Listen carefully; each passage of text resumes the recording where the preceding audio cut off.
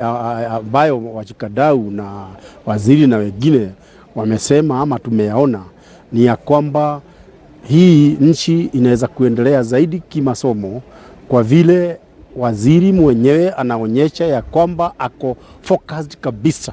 Hasa tuwajua ya kwamba masomo ama elimu ndio msingi wa mambo yote nchini hii.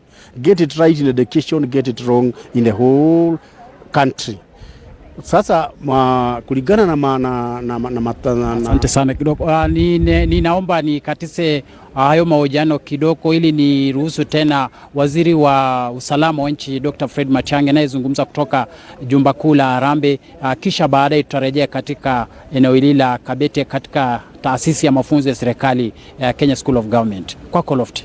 Operate between 6 a.m. and 6 p.m. across the country this week. At some point, the president had directed us that we start at 6 in urban areas, and we started opening registration centers at 6 a.m. in Nairobi, Kisumu, Eldoret, Nakuru, Mombasa, Nyeri, and some other places. But now, because this is the last week, we would like to operate a 6 to 6 registration process. So those who have not registered, those who have not gotten their Huduma numbers, have no excuse not to go to the various registration centers before they go to work in the morning to register and get their Huduma numbers. The Interministerial Committee will continue to meet and review the exercise as we go along, with a view to submitting our report to His Excellency the President by the end of this week, as we were instructed. But the exercise has gone on very smoothly, and you can see from the numbers that the response has been positive, very encouraging, and we can say as responsible public servants that we have spent our time and resources responsibly to ensure that Kenyans get their Huduma number. I thank everyone who has been involved in this, our national political leaders, our honorable members of parliament, our governors who have participated in this. We thank them sincerely, and we continue to work together to ensure that we move our country to the next level of service delivery. Thank you very much.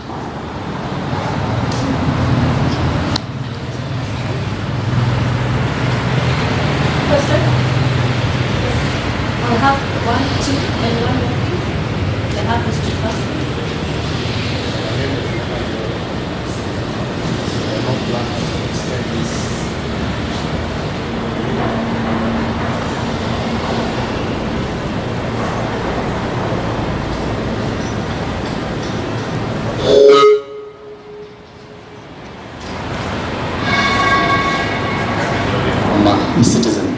So there are no plans to extend this registration? There are no plans to extend this registration exercise at all. We'll close on May 18th. You know what we are doing is that this phase of registration ends on May 18th. We have no plan to extend it. As I said, there are budgetary implications to it. So we do not have any plan to extend the exercise. I need to emphasize that this is mass registration, which is ending on Saturday 18th.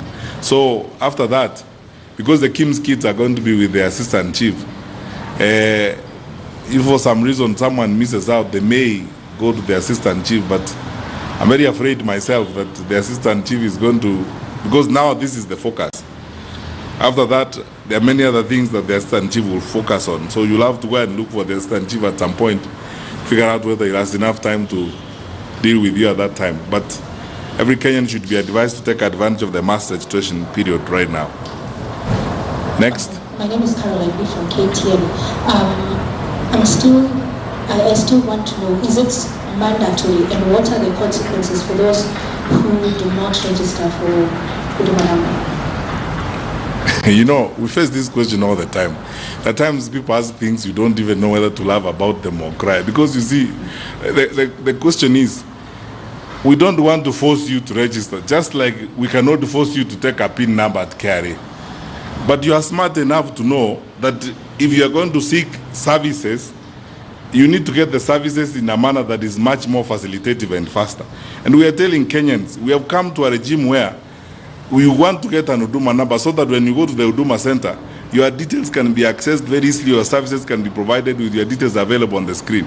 Now, why do you want to go to the Precambrian era, the old age of using papers, so that you are told every time, wait, we go to look for your file, and your service takes a week or 2 weeks, because you know looking for files and checking them is not an easy affair, and you know that yourself. So we cannot force you to register, but we think it's a reasonable thing to do, because getting services any other way is going to be unnecessarily bothersome and cumbersome for you. But if that's what you prefer, to be making trips to an office 5-6 times, because no one can guarantee you they're going to get a document in a day or 2 or 3, that's also a choice for you to make. And that's why we are advising people in a very diplomatic way. It is very sensible for you to register and have an Huduma number. And please get one, because it costs you nothing. It is a good thing to do. And it's being done by your government using your tax resources. So why would you want to argue about a simple, straightforward matter like that? Just a minute, I want to ask my colleague Joe to add something about that. Maybe. No, I think there is not much more to add. But in this day and age, we are all using technology. We are all able to get a lot of services. Look at the impact M-Pesa and other mobile money services have had in the country. So we want to ensure that we are not analog in one part. You can't be identified, and yet you want to use very many different services. So by having a Huduma number, you're able to get services across, from government and even in private sector. You're able to be identified very quickly, very easily. We're able to ensure there's a lot of trust in the services you're being given, whether it's borrowing money or you're lending. So it is optional, but it's going to be very cumbersome if you actually do not have the Huduma number. So I would encourage that you do have a Huduma number. Thank you. You can answer the next one. Yes, my name is Sava Nyango from the Daily.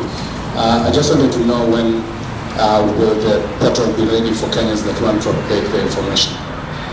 So in terms of updating information, it will depend on what services you're looking for. So that's going to be available at Huduma centers.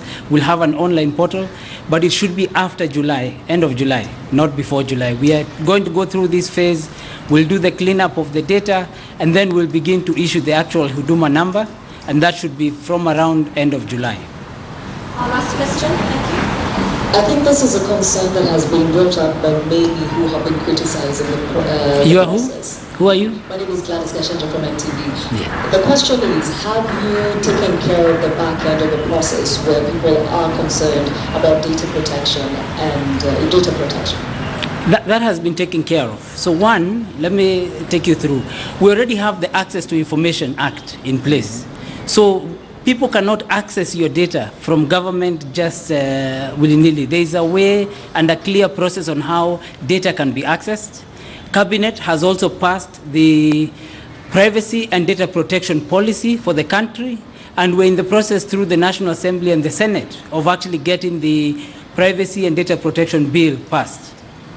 We already have systems and laws in place that take care of citizens' data.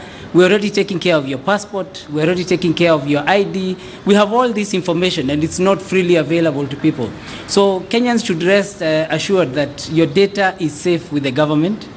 We have added, in terms of the privacy and data protection, we're adding such that even private sector and others who hold citizen data that is personally identifiable, we're putting laws so that they can be able to manage this data in a way that protects your privacy. So Kenyans should be relaxed on this one. We have taken care of the data protection and even the policies within government ensure that you're safe. Thank you very much. Okay. All right. No, it's all right. Allow her to ask. We don't have to look like we are avoiding to answer questions. Go ahead. Go ahead. school-going children since schools opened 2 weeks ago. Some of them do not get.